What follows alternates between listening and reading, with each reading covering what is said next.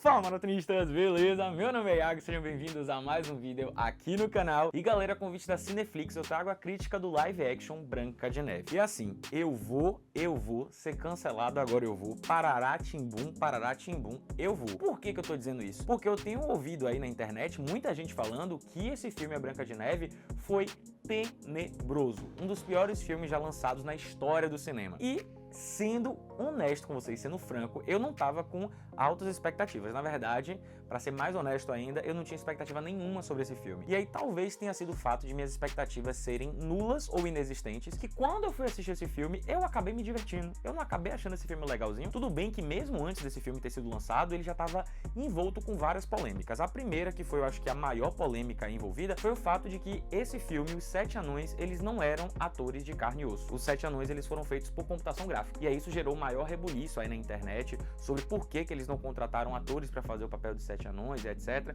E aí isso teve opiniões divididas. E a outra coisa é o quê? Que Gal Gadot e Rachel Zegler, que são as protagonistas desse filme aí, elas têm visões políticas sobre o que está acontecendo na Palestina de forma totalmente oposta. Mas, seja como for, a gente não tá aqui para poder falar dessas polêmicas aí, não. A gente tá aqui para poder falar sobre o filme, o live action da Branca de Neve. Eu preciso dizer para vocês que esse live action da Branca de Neve é um filme infantil. Sim, por mais que pareça redundante e que pareça óbvio o que eu estou falando, é sempre bom reforçar que a Branca de Neve, ele é um filme infantil. A abordagem que esse live action quis trazer foi a abordagem de um filme infantil, ou pelo menos de um filme infantilizado. E o que é que eu quero dizer com isso? Eu quero dizer que é aquele tipo de filme que não tem uma narrativa tão profunda, não tem uma narrativa elaborada, é aquela narrativa mais plana, que as coisas são muito óbvias, que os personagens também não têm tanto desenvolvimento, que é o famoso PF de um filme que a gente tem uma protagonista boazinha que é estupidamente boazinha, que inclusive chega a dar raiva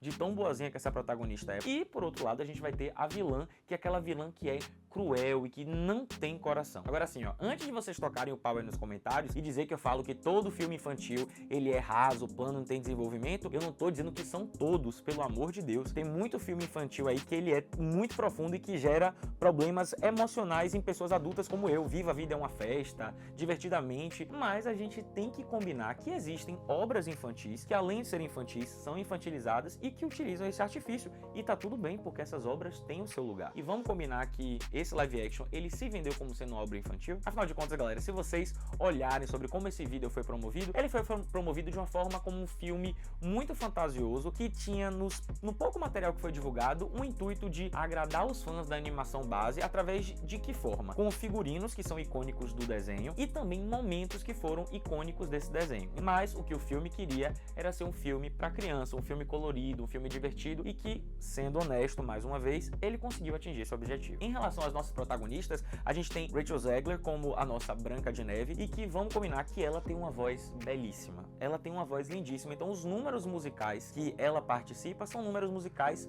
muito agradáveis, são números musicais muito bem elaborados. E eu acho que esse é o ponto alto da atuação dela. É nos momentos em que a gente tem música, porque o que ela tem como boa cantora falta nela como atriz. Rachel Zegler, ela tem uma atuação muito fraca ainda. E aí assim, se a gente já tem uma história, como eu disse, que tem um roteiro raso, que tem uma história pouco desenvolvida e a nossa protagonista, a nossa atriz, ela não consegue vender esse peixe, não consegue fazer com que esse peixe fique atraente, a gente não fica preso na história, que foi isso que eu senti falta talvez nesse filme. A conexão com a própria Branca de Neve. Já a Gal Gadot, também o povo saiu detonando a coitada da Gal Gadot, porque disse que ela não entregou uma rainha má malvada e que foi uma atuação fraca e etc. Vamos lá, vamos por partes, vamos com calma. É a melhor atuação de Gal Gadot? Definitivamente não. É a melhor rainha má da história cinematográfica? Não, com toda certeza não. Mas eu acho que a rainha má que Gal Gadot entregou é uma rainha má coerente. Uma rainha má coerente com a história que esse filme queria contar. Existiram aí outras rainhas más muito interessantes e muito mais cruéis. Vamos pegar o exemplo da rainha má interpretada pela maravilhosa,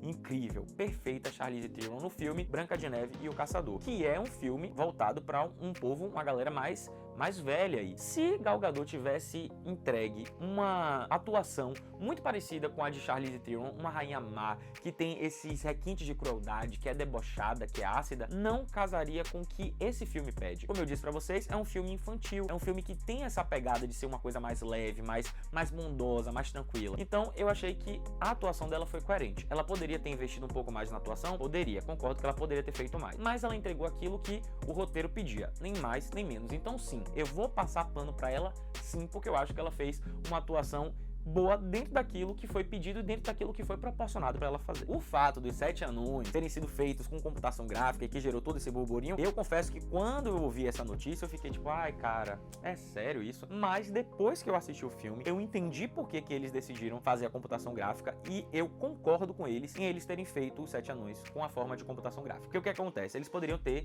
escalado atores anões para poder fazer o papel dos 7 anões. Só que os 7 anões, galera, eles são criaturas mágicas caricatas. Eles são criaturas mágicas estereotipadas. E aí colocar atores anões para poder fazer esse papel corria o risco flertar aí com um tipo de preconceito. Então, utilizar a computação gráfica permitiu que a equipe de criação desse filme tornassem os 7 anões de fato criaturas mágicas. Que eles pudessem brincar com essas características, com esses estereótipos, sem ofender ninguém. Eu acho que é o ponto alto desse filme, inclusive. É o momento que esses anões aparecem, é o momento da canção Eu Vou, pra casa agora eu vou. Então, eu achei que foi uma decisão super acertada aí ter colocado eles como computação gráfica e não trazer ator. Em relação ao figurino, eu confesso que o figurino foi meio meh, foi meio assim sem graça. Os figurinos de Branca de Neve, por mais que não mude assim, né, ao longo do filme, eles poderiam ter feito tanta coisa com o vestido icônico da Branca de Neve. Poderia ser um vestido tão mais bonito, tão mais trabalhado, tão mais detalhado, pra ficar bonito na filmagem. As roupas dos personagens de forma geral também muito sem graça, muito sem vida, muito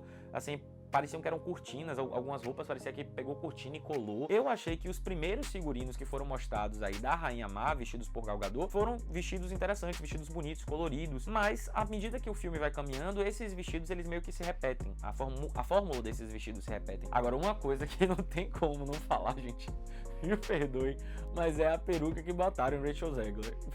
Essa peruca, ela é muito ridícula em tantos níveis, porque eu juro pra vocês que em muitos momentos eu tava vendo ali Bensola da Grande Família.